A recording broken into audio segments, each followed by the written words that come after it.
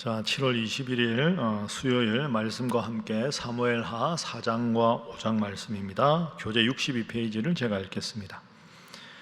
아브넬이 죽은 뒤 사울의 집안은 급격하게 약해져 갑니다. 사울의 아들 이스보셋은 배신한 2명의 군 지휘관에게 죽임을 당합니다. 그들은 이스보셋의 머리를 가지고 다윗을 찾아가 사울 집안에 여호와께서 내리시는 형벌을 자신들이 집행했다고 보고합니다. 그러나 다윗은 원수를 갚는 것이 오직 하나님께 있다고 고백하며 레갑과 바하나를 그 죄에 따라 처형합니다. 이스라엘의 모든 장로들이 헤브론에 있는 다윗에게 나아와 여호와 앞에서 언약을 맺고 다윗에게 기름을 부어 이스라엘의 왕으로 삼습니다. 하나님께서 함께 하셔서 다윗은 점점 더 강성해집니다. 블레셋이 전쟁을 하기 위해 르바임 골짜기로 나아오자 다윗은 하나님께 전쟁에 나가야 하는지를 묻고 순종함으로 나가서 블레셋을 격파하게 됩니다. 하나님께서 대적 블레셋을 치셨다고 하여 그곳을 바알 브라심이라고 명명합니다. 오늘은 4장과 5장 말씀을 우리가 함께 읽습니다. 자, 오늘 본문 말씀 4장과 5장 말씀은 4장에는 먼저 사울의 아들 이스보셋이 살해되는 장면이 나옵니다. 그리고 5장에서 이제 온 이스라엘의 왕이 다윗이 이제 온 이스라엘의 왕이 되고 다윗성을 건축하고 블레셋을 물리친 그런 기사가 등장하지요. 자, 이스보셋이 왜 죽게 되는가 한번 보겠습니다. 4장 1절에 어제 말씀드린 대로 사울의 아들 이스보셋이 아브넬, 가장 권력이 강했던 군대 장관 아브넬이 헤브론에서 죽었다 하는 것을 듣고 손에 맥이 탁 풀렸습니다. 큰일 났다. 어떡하냐?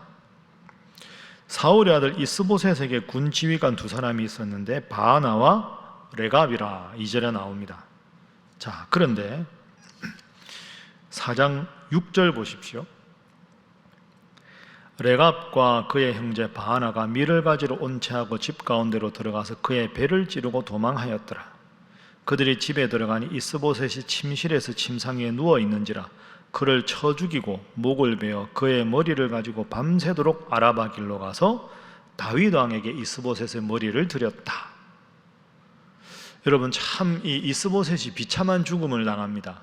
아브넬이 죽었다는 사실을 듣고 깜짝 놀라고 있는데 이 자신의 군 지휘관이었던 바하나와 레갑이 이스보셋의 목을 쳐서 그 목을 가지고 다윗에게로 투항을 합니다. 비참한 최후를 맞이하게 되죠. 그런데 그러면 이 바하나와 레갑은 어떤 생각을 했을까요? 지금 다윗 왕이 있고 이스보셋 왕이 있는데 이스보셋 왕의 목을 베서 다윗 왕에게 투항을 하면 다윗 왕이 원수를 제거했으니까 자신들을 중용하고 큰 상을 내릴 것이다 라고 생각한 겁니다. 근데 다윗이 어떻게 행동합니까?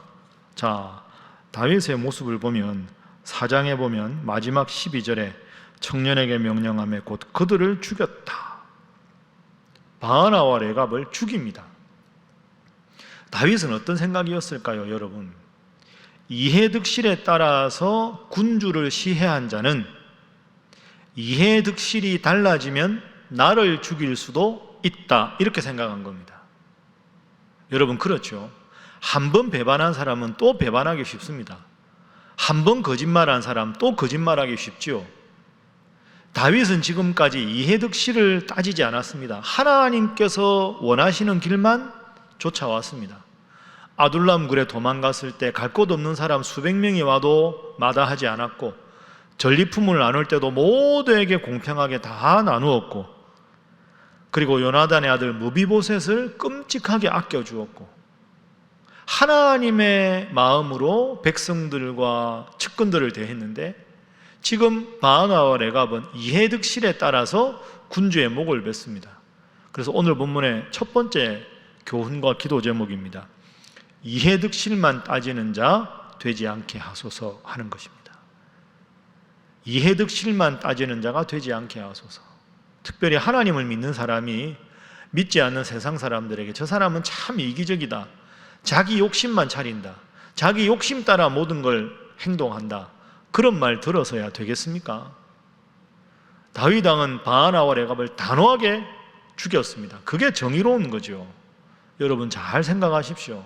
하나님 믿는 사람은 하나님의 마음으로 살아야 합니다. 이렇게 코로나로 힘들고 어려우면 어려운 분을 위해서 손잡아주는 교회, 따뜻하게 기도하는 성도, 그게 하나님의 방법이지요. 힘없고 소외된 사람, 그리고 내 욕심의 이해관계에 방해가 된다고 해서 쳐내고 살아가는 것은 하나님의 방법이 아닙니다. 그렇게 살아간다면 예수님이 우리를 위해 십자가에 죽으실 이유가 없습니다. 우리가 죄로 죽을 수밖에 없는데 아무런 이해관계가 없는 우리를 위해서 예수님 십자가에 죽으셨습니다. 하나님은 그 예수님을 이 땅에 보내주셨습니다. 그 하나님을 믿고 그 예수님을 믿는다면 우리가 이해관계에 따라서 움직여서는 안 되는 거죠. 그런 의미에서 바하나와 레갑은 잘못한 겁니다. 다윗이 그들을 죽인 것이 정의로운 방법입니다. 자, 두 번째 교훈입니다. 하나님은 합력하여 선을 이루어 주신다 하는 것입니다. 하나님은 합력하여 선을 이루게 하신다. 우리가 어제 보았지만 하나님의 때를 기다리고 기도하고 순리대로 하나님 뜻대로만 행하면 하나님 다 알아서 해주신다. 모든 것이 합력하여 선을 이루게 해주시는 하나님. 로마서 8장 28절 말씀, 하나님을 사랑하는 자 곧 그 뜻대로 부르심을 입은 자들에게는 모든 것이 합력하여 선을 이룬다. 하나님께서 그렇게 만들어 가신다. 자, 오늘 5장 말씀 한번 볼까요? 5장 1절, 이스보셋까지 죽고 나니까 5장 1절, 이스라엘 모든 지파가 헤브론에 이르러 다윗에 나아와 이르되 보소서 우리는 왕의 한 고륙이니이다. 다윗 왕 앞에 무릎을 꿇습니다. 이스라엘 모든 지파가, 유다 지파를 제외하고 다른 지파는 사울의 집안을 섬기다가 모든 지파가 나왔습니다. 3절, 이스라엘 모든 장로가 헤브론에 이르러 왕에게 나아왔다. 다윗 왕이 헤브론에서 여호와 앞에 그들과 언약을 맺으며 그들이 다윗에게 기름을 부어 이스라엘 왕으로 삼으니라. 유다 지파의 왕이 아니라 이스라엘 왕. 여러분, 1절에는 모든 지파, 그리고 3절에는 이스라엘 모든 장로가 다윗을 이스라엘의 왕으로 삼았습니다. 어떻습니까? 다윗이 기다리기를 잘했죠. 헤브론에서 7년 6개월 동안 하나님의 때, 하나님의 방법만으로 쭉 있다 보니까 저절로 모든 족속이, 모든 장로들이 와서 우리 모두의 왕이 되어 주십시오. 여러분, 이게 맞는 거 아닙니까? 내가 너희의 왕이다가 아니라 우리의 모두의 왕이 되어 주십시오. 하나님께서 합력해서 선을 이루게 해 주셨습니다. 자, 유명하고 중요한 요절 하나 볼까요? 5장 10절 보십시오. 만군의 하나님 여호와께서 함께 하시니 다윗이 점점 강성하여 가니라. 만군의 하나님 여호와께서 함께 하시니 다윗이 점점 강성하여 가니라. 다윗이 잘 될 수밖에 없습니다. 하나님이 함께 하시니까. 여러분, 오늘은 이 구절에 여러분의 성함을 넣어 보십시오. 만군의 하나님 여호와께서 함께 하시니 여러분이 점점 강성하여 가니라. 우리 신일교회 이름 넣어서 한번 다 같이 읽어볼까요? 시작. 만군의 하나님 여호와께서 함께 하시니 신일교회가 점점 강성하여 가니라. 우리 가족, 우리 가정, 자녀들, 손자들, 손녀들 이름 넣어서 해도 좋겠습니다. 이게 다윗의 영적인 복입니다. 하나님이 함께 하시니 모든 것이 가능했더라. 하나님 내 편 되어 주십시오가 아니라 내가 하나님 편에 서 있으면 하나님이 내 인생을 살아주신다. 여러분, 그렇습니다. 내 인생은 사실은 내가 사는 게 아닙니다. 성경의 정답은 하나님이 살아주셔야 합니다. 하나님께 기도해서 하나님과 함께하면 하나님이 내 인생을 살아주셔야 내 인생이 잘 되고 또 잘 되지 않겠습니까? 참 5장 10절 너무너무 멋진 말씀이죠. 하나님이 함께 하셔서 다윗이 강성해 간다. 이 복이 이 영상으로 우리 새벽기도에 함께 하시는 모든 성도들의 고백 들을 수 있기를 주님 이름으로 축복합니다. 다윗이 지금 여러분 너무 잘 되고 있습니다. 우리 이 정도 상황에서 오늘 말씀 속에서 예방주사 하나 한 대 맞아보겠습니다. 다윗이 실수하는 장면이 나옵니다. 자, 어디냐? 5장 13절 보십시오. 5장 13절, 다윗이 헤브론에서 올라온 후에 예루살렘에서 첫 첩들을 더 두었으므로 아들과 딸들이 또 다윗에게서 나니. 아니 목사님, 이게 뭐가 실수입니까? 왕이 되니까 뭐 결혼해서 자녀들 많이 낳는 것 당시에 자연스러운 거 아닌가요? 여러분 다시 보십시오. 다윗이 헤브론에서 올라온 후에 예루살렘에서 첫 첩들을 더 두었으므로, 원문에 보면 첩들입니다. 첩들. 아내가 있는데 여러 명이 이미 아들과 딸들이 또 다윗에게서 낳았다. 자, 이게 왜 문제냐? 여러분 신명기 17장 17절 한번 써놔 보십시오. 신명기 17장 17절 제가 읽어드리겠습니다. 왕이 조심해야 될 덕목에 대한 내용인데요, 신명기 17장 17절에 이렇게 되어 있습니다. 그에게, 그는 왕이지요, 왕에게 아내를 많이 두어 그의 마음이 미혹되지 말게 할 것이며. 왕에게 아내를 많이 두어 그의 마음이 미혹되지 말게 할 것이며. 왕은 아내가 많은 게 좋지 않다고 하나님 이미 모세를 통해서 말씀하셨습니다. 왜? 지도자가 하나님 앞에 바로 서서 백성들을 하나님께로 인도해야 되는데 첩들을 많이 두고 그 사이에 자녀들이 많아지면 자녀들 간에 권력의 암투가 생기지 않겠습니까? 또 아내들 사이에 서로 갈등이 생기지 않겠습니까? 그래서 아내를 많이 두지 말라고 하나님께서 이미 말씀하신 겁니다. 그런데 지금 다윗이 영적으로 방심한 겁니다. 너무 잘 되니까, 모든 일이 잘 되니까 첩들을 더 많이 두었다. 이미 많은데 여러분 이게 어떻게 앞으로 벌어집니까? 뒤에 우리가 사무엘하 말씀 보면 나오는데요, 다윗이 딸이 있었어요. 다말이라고. 너무 아름다운 이 공주인데 이복 오빠인 암논이 반해가지고 다말을 범해버립니다. 근친상간이 일어난 거죠. 상간도 아니죠. 욕보인 거죠. 일방적으로. 다말이 너무 괴로워하는데 다말의 같은 어머니의 그 아들이 압살롬입니다. 그런데 다말을 암논이 범해놓고 암논이 또 다말을 버려요.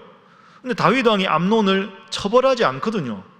압살롬이 너무너무 분개합니다. 아버지는 왜 저 나쁜 짓을 한 암논을 두느냐? 두고 보라 그래서 압살롬이 암논을 죽입니다. 그리고 이 압살롬이 아버지 다윗을 대신해서 반역을 일으켜서 왕이 됩니다. 결국 압살롬도 죽게 되지요.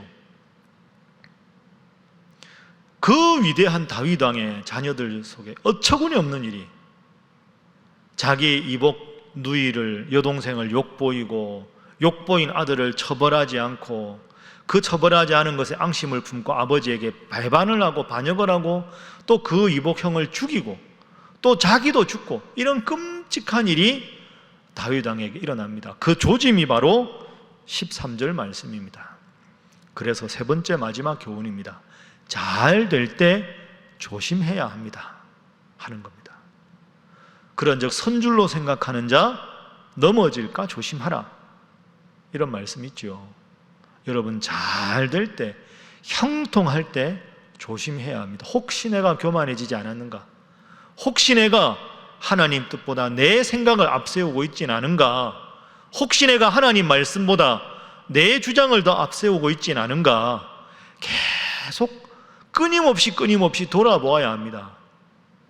잘 될 때 조심해야 되는데, 왕국이 안정이 되었다고 해서 모든 것이 다 잘 된다고 해서 잘 방심하다가 큰 화를 자초하게 되었습니다. 여러분 오늘 말씀 한번 정리해 보겠습니다. 하나님 믿는 우리가 이 세상에 살아가면서 늘 하나님 뜻대로 살아야 되겠습니다. 내 욕심 따라, 이해득실 따라 살지 않기를 바랍니다. 그리고 하나님께서 다 합력해서 선을 이루시고 모든 것을 자연스럽게 이루어질 때까지 묵묵히 기도하며 하나님의 뜻에 따르십시오. 그 과정에서 내가 혹시 교만해지지 않았는가? 하나님의 뜻에 소홀히 하지 않는가? 늘 스스로 경청하고 겸비하고 겸손하셔서 다윗의 이 실수를 반면교사로 삼아서 하나님 앞에서 잘되고 또 잘되면 잘될수록 하나님 앞에 모든 영광 올려드리고 겸손한 우리 온 성도들 다 되시기를 주님 이름으로 축복합니다. 자, 이 세 가지 제목을 위해서, 나라와 민족을 위해서, 코로나19가 속히 이제 더 이상 확산되지 않도록 우리 선교사님들과 사역을 위해서, 여러분 각자를 위해서 다 함께 주님 앞에 기도하겠습니다. 주여 믿습니다. 주여 믿습니다. 주여 믿습니다.